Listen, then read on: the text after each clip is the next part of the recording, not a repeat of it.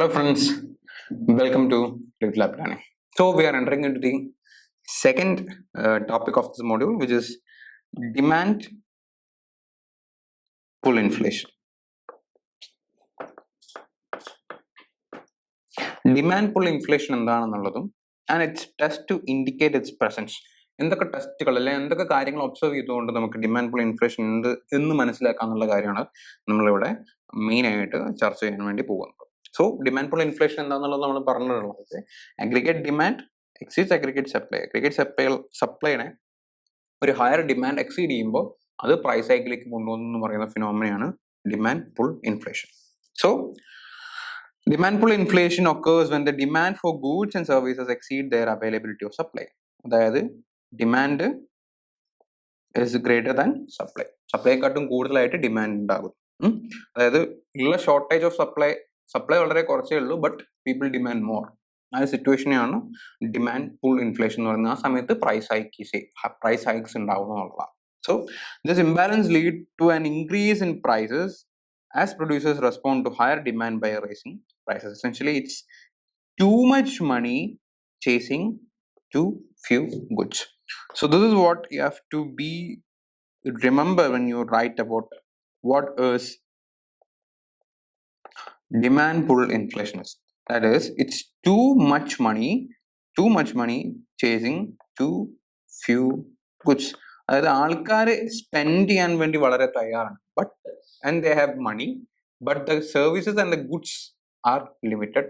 That is supply shortage. Supply വളരെ കുറവാണ്, അല്ലെങ്കിൽ സപ്ലൈ ഉണ്ട് പക്ഷെ അതിനെക്കാട്ടും കൂടുതൽ ആൾക്കാർ ഡിമാൻഡ് ചെയ്യുന്നു. And this will hike the price ഹൈക്കിന് കാരണമാകുന്നു. അതുകൊണ്ട് തന്നെ inflation. So this is what demand pull inflation means. എന്തൊക്കെയാണ് നമുക്ക് ഇതിന്റെ കോസസ്, എന്തൊക്കെ കൊണ്ടാണ് ഇതിന്റെ കോസസ് ഉണ്ടാകുന്നത് നമുക്ക് നോക്കാം. നമ്മൾ നേരത്തെ പറഞ്ഞ ഏകദേശം സിമിലർ കോസ് തന്നെയാണ് ഇതുകൊണ്ട് ഉണ്ടാകുന്നത്. First is increase consumer spending. Consumers അധികമായിട്ട് സ്പെൻഡ് ചെയ്യുന്നു, അവർക്ക് കൂടുതൽ ഗുഡ്സും സർവീസസിന്റെയും ആവശ്യകത വരുന്നു, അതൊരു ഡിമാൻഡ് ചെയ്യുന്നു. അതുകൊണ്ട് തന്നെ ഈ ഹയർ ആയിട്ടുള്ള മോർ ഡിസ്പോസിബിൾ ഇൻകം ഉണ്ടാകുന്നത് കൊണ്ട് തന്നെ ആൾക്കാർക്ക് കൂടുതൽ സർവീസും ഗുഡ്സിന്റെ ആവശ്യമുള്ളത് കൊണ്ട് പ്രൈസ് ഹൈക്കിലേക്ക് കൊണ്ടുപോകും. So this is what when the consumers have more disposable income.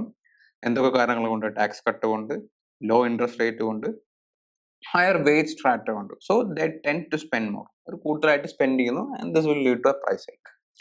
And the second one is government spending ആണ്. ഗവൺമെന്റ് കൂടുതലായിട്ട് സ്പെൻഡ് ചെയ്യുന്നു. When the government increases its spending, it may be in public expenditure, maybe in infrastructure, maybe in roads, maybe in some kind of activities.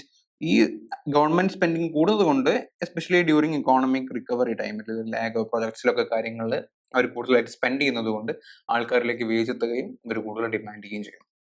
And the third one is business investment. A surge in business investment for new projects or expansion can drive up demand കൂട്ടാനുള്ള സാധ്യത ഉണ്ട്.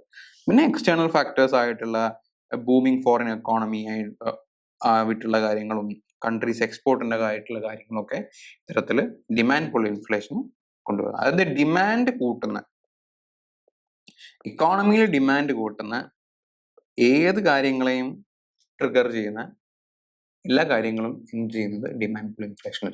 അതാണ് what is the cause of demand pull inflation.